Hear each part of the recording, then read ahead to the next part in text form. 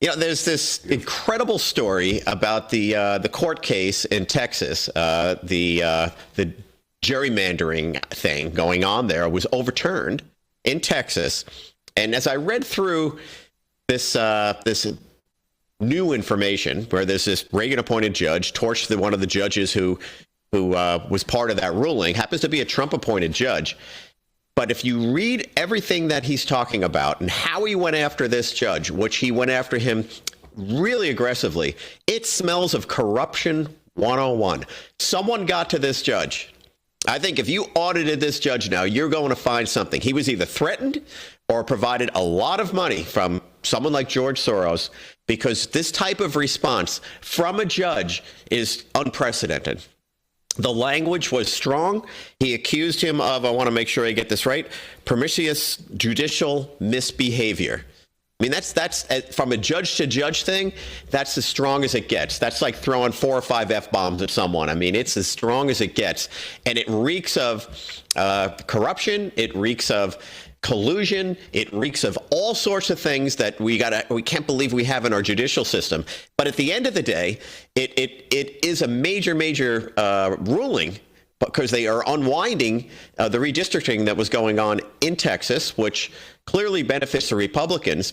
But all the other redistrictings going on in other states, this is going to affect those proceedings. The Supreme Court needs to step in here. The Supreme Court needs to step in, one, on all these judges doing things that they shouldn't be doing, and two, what's really going on here. They have to set some standards and some precedent. You have that goofball, Gavin Newsom in California, redistricting over race.